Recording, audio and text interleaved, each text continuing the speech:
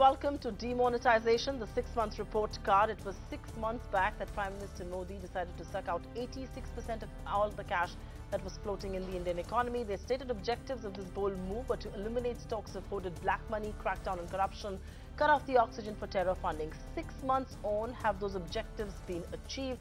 150 changes in that entire period of 50 days. Anecdotal evidence seems to suggest that the crunch was contained to the demand side of the consumption chain and did not infringe upon the supply side of it. But there are other stories that are coming to fore as well. The government has shifted its goalposts from crackdown on black money to digitization of the Indian economy. But where does India stand? Are we a less cash economy today? Have the objectives that one was set out to do with demonetization been achieved? And where does India stand as far as the world economy is concerned? Has growth taken a hit at all on account of all of that? Who better than three very special guests who are all joining us right here on ET Now? We've got Ms. Indira Rajaraman, a very, very renowned economist. We've got the former Deputy Governor of the RBI, Mr. Chakrabarty, and of course, Dr. Rajiv Kumar, who also joins us right here on ET Now. Thanks very much, each one of you, for being with us. And Ms. Rajaraman, thank you very much for making that rare television appearance. We really appreciate you taking time out this evening. And let me begin with you. 6 months after the demonetization exercise was done, many are still wondering, what did it achieve? Critics will say it achieved nothing. The government will believe it achieved a lot. Where does the truth lie? Does the truth lie somewhere in between, or again is really negligible? The positive narrative about it is that it did finally bring down bank lending rates on account of the liquidity that flowed into banks. So that is the positive part of the narrative. The negative, of course, stares us in the face. There was very definitely a fall in GDP and a concomitant fall in employment.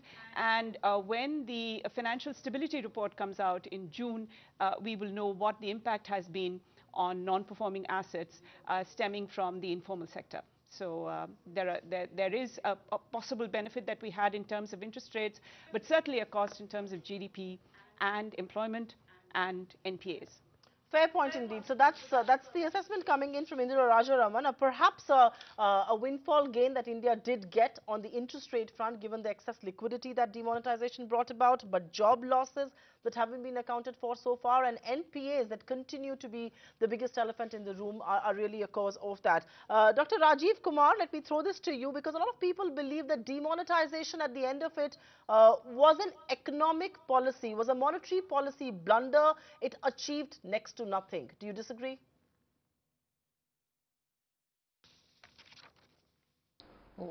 Yeah, I completely disagree.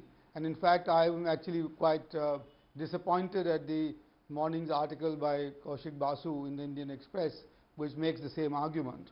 And let me just say, just bear with me for a minute. The target of the move was to try and get hold of or curb the black money in circulation, not the black wealth, not the black economy.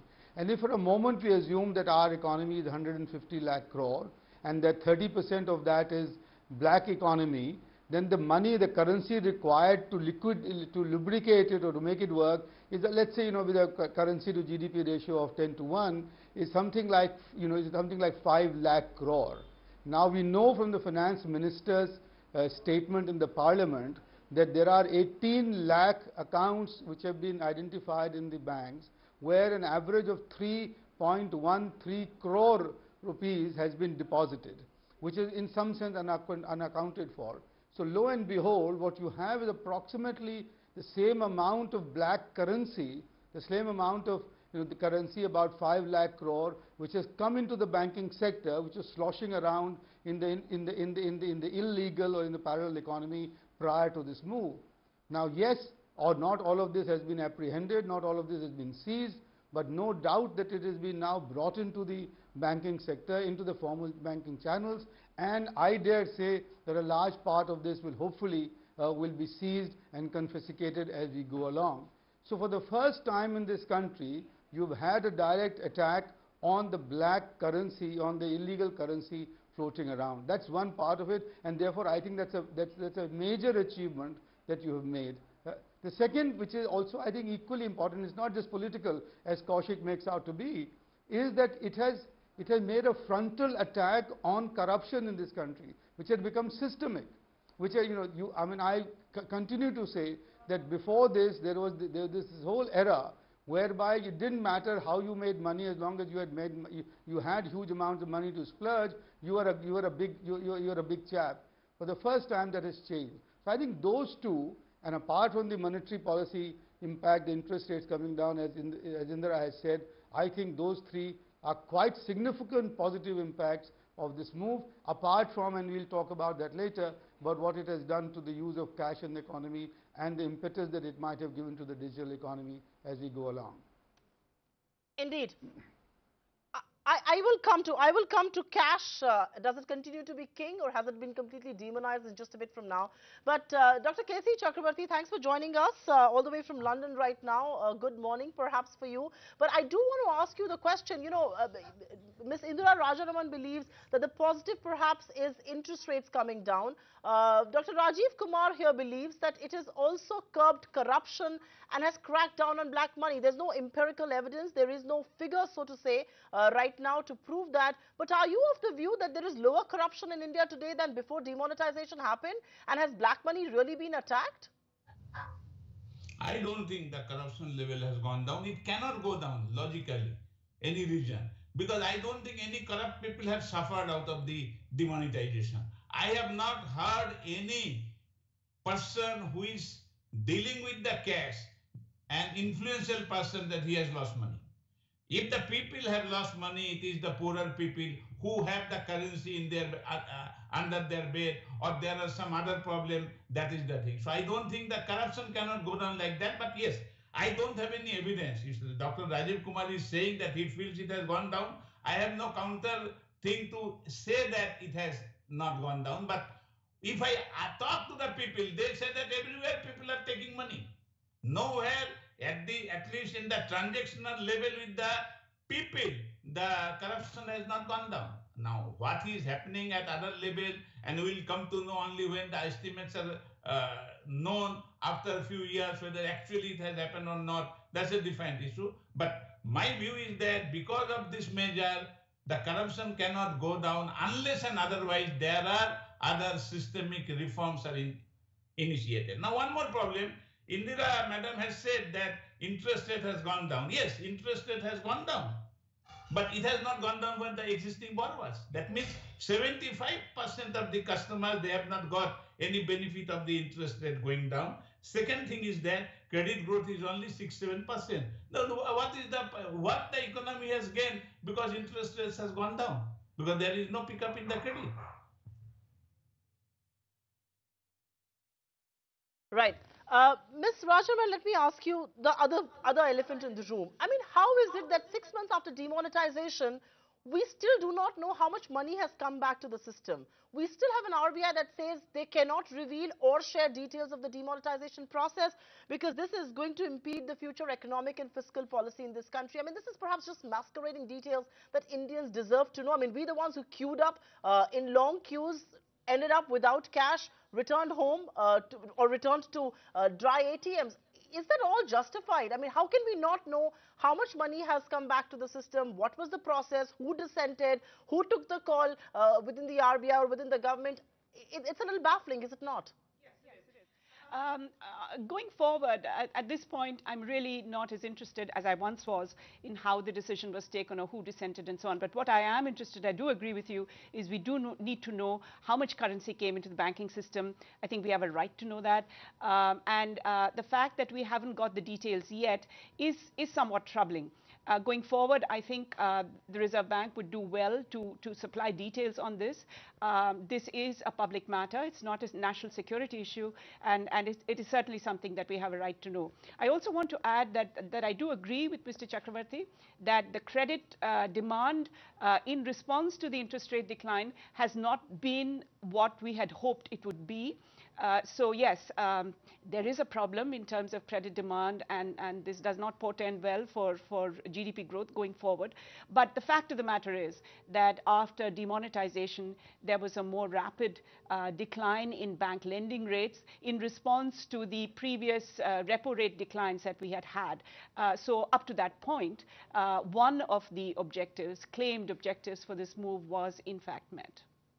Rajiv Kumar, coming on that, the fact that the RBI has refused to share details of the process of demonetization, has it also paved the way to finally refuse to share what numbers came back to the banking system? Because that could perhaps be impeding future economic and fiscal policy as well.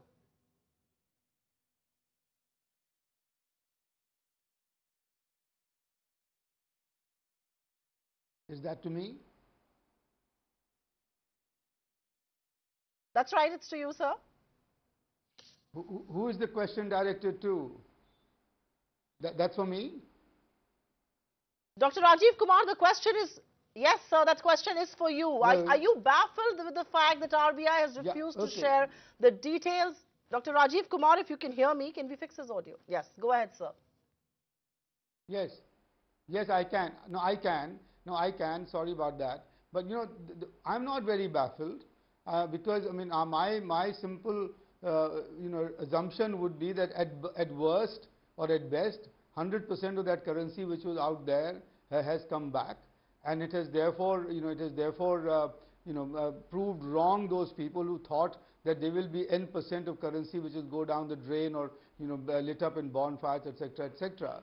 And that just shows that we, the intrepid Indians, are so good that we have managed to put all our illegal currency back into the banking system one way or the other. But then, just as I said earlier, that does not for a minute imply that all that illegal in money has now become legal. And this is what I meant by saying that if there are 3 crores of rupees per average deposit has gone into those 18 lakh spurious deposits, if you like, they are all up there now for being confiscated. And so that is what we should be looking at. So, you know, this whole debate about how much money has come back, what is the worst that can happen? All the 86% that was sucked out has now been brought back. Let's assume that. So what? Now, and in fact, to some extent, one could say that that has, in some sense, cushioned the negative impact of the sucking out of the liquidity from the system for 8 weeks or so, because, you know, the liquidity came back to the system, and therefore all the dire sort of, you know, consequences that people like Arun Kumar and others had been saying, that this economy is going to be in a recessionary spin, and we are going to have the worst recession in ever, and every poor person is going to be unemployed. All that has not happened. There has been a GDP drop of about, I think, 0.3%, if I am not mistaken, and the recovery has begun. Now, on the question of the credit flow, I agree with Indira that the credit demand is weak or has been weak, but that has nothing to do with demonetization. The credit demand has been weak because, as the RBI had reported earlier, 75% of our industry was displaying excess capacity. And from what I can see and from what I've heard is that that's beginning to change. And that therefore there is the demand, there has been a demand reflation now in the last three or 4 months, and the industry is beginning to look at reinvesting or expanding its investment. So at this point of time, the critical question becomes how you handle the NPAs, because that's the major stumbling block in the bank's ability to lend. And therefore, I think the ordinance that has now just come out will handle that, will address that, but that's a separate issue altogether. But, you know, but to say, for example, that the corruption has not been affected, I just can't see how people would say that. Because if you've drained the stock of illegal currency from the system, it must have affected some of those people who were the owners of that stock. Okay, just hold your thoughts there, because I want to get down to specifics, and I'll begin this round with you, Ms. Rajaraman, because GST and the new bankruptcy code are game-changing reforms. And yes, Q3 fiscal year 17 growth did dip to 7% and people believe we held our own despite demonetization. But the fact is that this growth could have been propelled a lot higher. I mean, oil continues to be benign, which is very good for India. These two reforms could have perhaps propelled us into another trajectory of growth. Do you believe demonetization at one level may have not hurt what happened, but it did take the wind out of India's sails, so to say? My estimates show that we did suffer a GDP decline of 1% in the growth rate as a result of demonetization. And later this month, at the end of May, we'll be getting the revised figures for the year 2016-17. And at that point, we'll be able to refine that estimate a bit more. So to say that the GDP growth did not decline is to falsify matters, I think. I don't think it was as low as a 0.3% decline, but we'll see when the final figures come out in May. The point is that the impact on the informal sector was a lot worse than it was on corporate India, which did survive on the strength of the switch to digitization. So at the end of the day, it is the informal sector that has suffered disproportionately. So if there was a 1% decline in the growth rate in GDP, that is something that was probably more like 2% for the informal sector, with knockdown effects on employment and of course on non-performing assets originating in the informal sector. So it has dealt a body blow to the Indian economy. As to how soon the economy will recover, I mean, we all have to hope that it will be resilient and recover soon. But there was a cost that was inflicted, and we shouldn't gloss over that.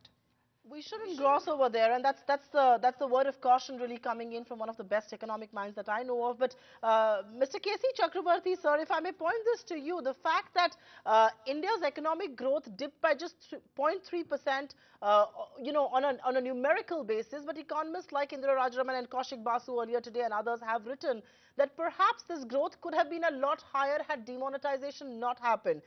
Job losses have still not been accounted for. We will wait for those final figures. What, according to you, has been the economic damage on account of demonetization? And is the government being a little sanguine to say it's not been a damage of 2 percentage point or 2.5 percentage point like the opposition spoke about? We've kind of held on our own with just 7% growth rates for this third quarter. Look, I don't want to go into the debate whether economy has suffered, not suffered, how much suffered. But what I have to say is different argument. If the demonetization has no impact, then why the economy should suffer? What all I am saying, that it has no impact. The money has come back, money remains in the circulation. Some poor people have suffered. It might have affected the growth rate by 0.2, 0.3% or 0.4%. Second thing, even if those who are advocating that growth has really come down, maybe without demonetization, growth rate have been much higher. So I don't want to go into that. But if the argument is that it has no impact on the growth, anything, then what I will say, demonetization has no impact on our operation. We have only lost 20,000 crores of our operation of demonetization. That is the net gain to the society. So the second point is that when we are saying, you see, look, that whether the corruption level has gone down or not, it is a long-run process. But what I am saying, at transaction level, corruption has not gone down. And that anybody can prove. You go to anywhere, are the people not taking money for doing the work? That's the question. That is, as a layman, when I go to there, what I see, what is happening in the system. At higher level, what is happening, I will be not able to say that. But transactional level for the poor people, the level of corruption has gone down, has not gone down, and it cannot go down unless you make the structural reform in the system. That's the point I'm saying. Now, third issue, what appears to be a little bit, you see, baffling to me, why the government Reserve Bank cannot say how much note has come up, has come back. I don't know. That the logic, what I'm saying, we are counting. But all I know, as per my knowledge, if the banks have sent the money to the chest money is Reserve Bank money. Reserve Bank has credited that equivalent amount of money in the accounts of the bank. Banks on that basis are saying our deposit is this much. If everything can happen with the wrong figures, why they cannot give this even wrong figure? We all know provisional figures and final figures will be changed. And in that I have a hunch. It is more than the money which has come back in the system. What was in the circulation, maybe more than that money has come back, because you know the only one. Right, right. Right. Mr. Chakrabarty, you perhaps are not the only one who has that hunch, because I think that hunch is a part of the conspiracy theory that is indeed doing the rounds. But Indira Rajaraman, one of the objectives of the demonetization exercise that was at least said was digitization. India should be a less cash, more digital economy, which is a fair argument for the government to make. But was it presumptuous for policymakers to believe that an economy like India can leapfrog into the digital world? And obviously that fell flat. We are nowhere close to being a digital economy, and all those villages that were supposed to be cashless turns out aren't really cashless at the end of the last 6 months. Oh yes, the digitization move was totally overblown. It was hyped. The kind of structural reform you needed in order to make a seamless transition to digitization possible simply hadn't been done. The homework hadn't been done. Even now, to make digital payments costs a lot. We need to bring down the costs of digital payments, even for ordinary people, not for middle class people, not for poor people.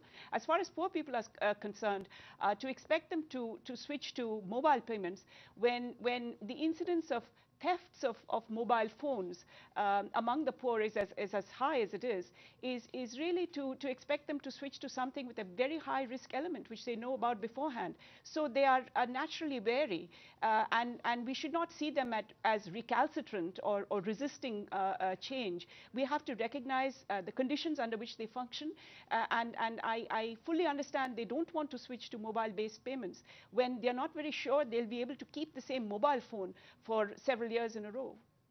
Fair point indeed. But Dr. Rajiv Kumar, because you do comment on political events as well, and you wear the Economist's hat, as an economist, do you believe that demonetization, and perhaps that's where the opposition erred as well, the fact that it was attacked politically was a wrong thing to happen? I mean, politically, it's been a gainer for the government, and it perhaps has been a good exercise because it projects the government and the Prime Minister as a corruption crusader. The debate had to perhaps focus on the economic impact in isolation, and that did not happen. Did the politics get the better of demonetization, if I may?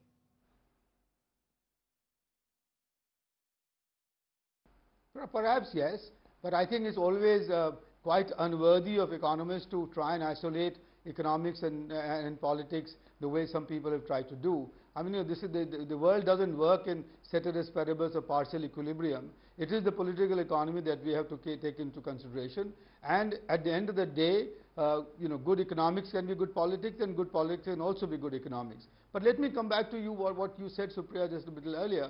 With the reforms like the GST and the bankruptcy code and the FDI liberalization, etc., the economy could have grown at a much faster pace. I'm afraid I have to disagree, because the impact of the GST will have to be borne out, will bear out in the next 2 or 3 years. It's not yet even been rolled out. Same with the bankruptcy code, because the rules are now being formulated, and so I think the foundation is being laid for a faster, faster growth as we go forward. And in that foundation, in that framework, in the fact that a much larger share of your economy is today formalized and is not in the informal sector, and there is a much better understanding of how the macro parameters are working, I think will play a crucial role in that regard.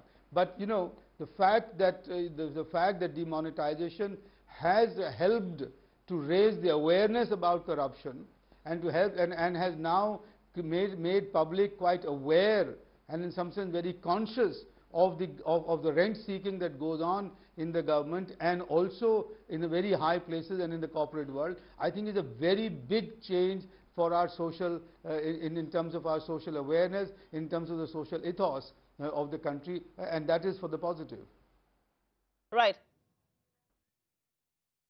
Dr. Rajiv Kumar, the chief economic advisor earlier today, and I cannot not shift to that discussion, and I can't end the show without talking about this. Arvind Subramanian earlier in an address today said that opinion makers and experts and influential speakers don't speak out frankly on macroeconomic policy. They like to be on the right side of not just the government, but the RBI as well. A, do you believe that's happening? I mean, I'm not saying this panel doesn't. This panel is a very, very, focused panel. They speak their minds. But I'm saying, by and large, are economists and opinion makers really speaking the language of the government? Are they allied with what the government or what the official view really is? I'm not sure. I think I'm not sure at all that I agree with that, because I think we are too large, too disparate, and too independent a country for that to happen. Thank God for that. And even me, who has supported demonetization quite strongly, have spoken out against government various measures. A piece comes out in the morning tomorrow about the RBI ordinance as to how that might be necessary but not a sufficient condition to improve the NPAs. So I think, and you've seen Professor Indira Rajaraman speaking her mind quite plainly. So I don't know what Arvind Subramaniam is talking about, and I'm sure he's an opinion maker. And he should come out in whatever he thinks is not being done or should be done. After all, he does right, and I think therefore it's very easy to point fingers at others while not realizing that there are four pointing backwards. Indeed, and I'm going to just read out a part of his speech because he says it's a worrisome pattern in the analyst commentary. Experts are holding back objective assessment, and experts censor themselves and are insufficiently critical. I am saying, and I'm going to reiterate that Indira Rajaraman or Rajiv Kumar or K.C. Chakrabarty are sufficiently critical, perhaps a little too critical for the comfort of policymakers. But Indira Rajaraman, the assessment is, and this is an assessment coming in from within the government. He is an arm of the government, the chief economic advisor, and he believes that there isn't sufficient criticism. The views are allied with either the RBI because there are large bankers who are opinion makers speaking, or it's allied with the government because it's a question of access. I'm really going to pick your brains on this. Is he way off the mark, or is this really a trend? It's difficult for me to speak for him. I haven't read his speech carefully, and so I don't know exactly what he had in mind. Perhaps within government, he does not see as much dissent or as much criticism internally as he would have wanted or liked to see. Perhaps he did not see as much dissent coming from the Reserve Bank on issues which are discussed between RBI and the Ministry of Finance. I really don't know. I don't see that the level of dissent has necessarily fallen over the last 3 years. I don't see the atmosphere in terms of stifling dissent to be quite as bad as he seems to think it is. Right. But Dr. K.C. Chakrabarty, you've been at the RBI and you've seen criticism that was hurled at the previous regime and criticism that is being made out to be now. And I think the CA has said that bankers are careful, and they are opinion makers because they talk on macroeconomic issues. They're very careful to not get on the wrong side of the RBI. A, they worry about the access that they have with the RBI and the government. And B, the RBI is their regulator, so they can't be openly critical about the RBI, and that he believes is a worrying trend. Do you essentially agree with that, Dr. K.C. Chakrabarty? Yeah, I entirely agree. You see, look, let us be very frank. Our society does not encourage dissent. And it starts from the home. If the child says something against the father, we say that the child is spoiled. But we don't say, if the student says something right in the class, teacher says shut up. Now our society is like that. We don't encourage dissent. And this is one thing, you see, what is my experience. Wherever I have given a defined opinion, at least even my enemies will not say I don't speak my mind. But then you see, I have always been criticized that, look, he is giving his opinion in public place and saying frankly. So we definitely, let us be very clear, I entirely agree with Dr. Subramaniam. Our society, why are talking only economists or the people in the policy making? Society does not encourage dissent. And that is a true fact. We need to encourage dissent, and we must respect the dissent. Yes, still after dissent, some decision will be taken, and everybody must abide by that decision. Absolutely, there should not be any doubt in that. But we must allow everybody to express their views, and a culture has to develop. Right. I think one of the specific criticisms that's come in from the CA, Ms. Rajaraman, is that he says that after demonetization, the expert committee or the analyst community had a consensus view on a rate cut. But when RBI decided to maintain status quo, there wasn't enough criticism. Do you agree? Well, that was factually correct. That did happen, and I really don't know what drove this sort of herd response, so to speak. What I'm trying to see is, I think the chief economic advisor seems to think that the atmosphere in terms of dissent has actually worsened and I don't see that it has substantially. People have been disappointed that within the Monetary Policy Committee, there has been so much unanimity that the reports that they all put out after each monetary policy are all sort of almost identically phrased. And that is worrying, that there isn't more diversity in terms of opinion within the Monetary Policy Committee. So there are specific instances like that where you do wonder why people are so unanimously of one view or another view. But on balance, is there less dissent than there used to be? I don't know. I don't know that I can say that.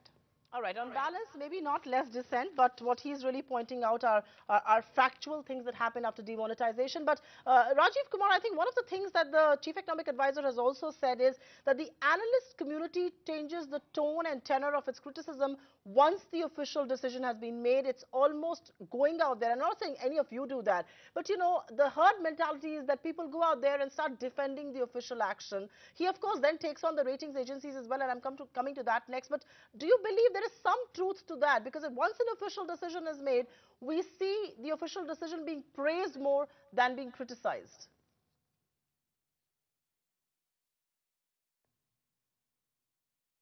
Well, I really don't know what to say.